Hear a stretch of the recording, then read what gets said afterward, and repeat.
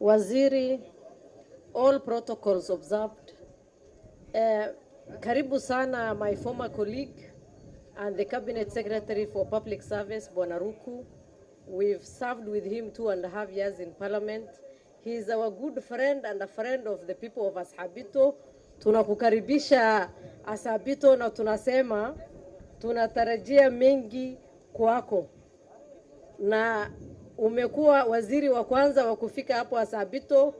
Tunashukuru na tunakukaribisha tena na tena nyumbani. Asanti. Reer Ashabito ma fiicantiin? maanta waxaa waaye maalin aad iyo aad nooga farax badan.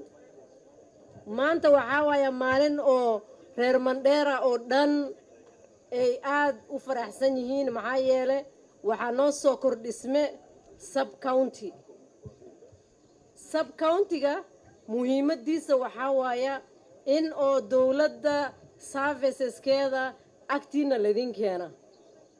reer Asxaaba inta Asxaabito sub-county dhan challenges-ka badan aan qabnay, dhibka badan aan qabnay, insha Allah midaan waxay noqon doontaa mid lagu daga, lagu qabooba, lagu faa'iideysta.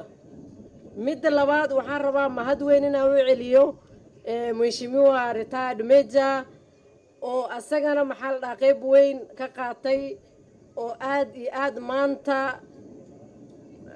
maxal baashana u jeedin maanta noo suurtageliyay oona Mheshimiwageen waxa kala mahad u celinaa inta kale professionals-ka madaxda inta Mandera dhanka imaadi oo igana gacan weyn ka geystay inaan sub-county-gan la soo bixiyo oo maanta Ilaahayna soo gaarsiiyay.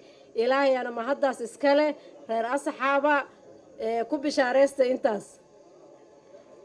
mid kale waxaan rabaa reer Mandera inaan la hadlo arrimaha nabadda maanta aad baa looga hadlay, laakiin aniga waxaan rabaa inaan idin sheego horta dagaal jira ma laha. ninka gabdhaha masaakiinta iyo ilmaha gurigooda isku hurdo inuu qori soo qaato u imaanaya waxaa dagaal lama dhaha. waa nin iskoris waa nin criminal waa nin ma aragtay ummadda inta ugu dayacan raba inuu ma aragtay adduunka dhaafiyo.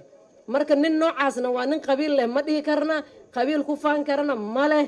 Mandera walaalnimaan ku degannahay. waxaan rabnaa amniga in la muujiyo. hebelaa la dili yaa dili nin iskorisaa dili qabiil ma dilin.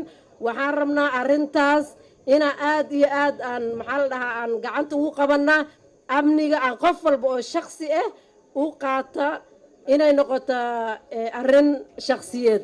ma rabna arrin qabiil inay noqoto. ninka criminal ood meel ku ogtihiin ood ogtihiin inuu qof dili hala soo qabta.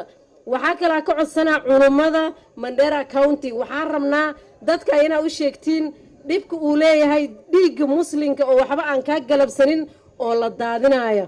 maxaa yeelay diinteenna nama farin in ummadda Ilaahay oo masaakiinta in la dilo. qofkii dilana cadaabtiisa iyo wixii ka horeey anaga waa ognahay. marka waxaan rabaa culummada waqti walba inay arrintaas ay ku dadaalaan. marka maamooyinka wiilasha inta social media adinkana waxay idin leenahay mar walba waxaa wacdisiin inay nabadda aad iyo aad ay muhiim u tahay. nabad ayaa naas la nuugo leh.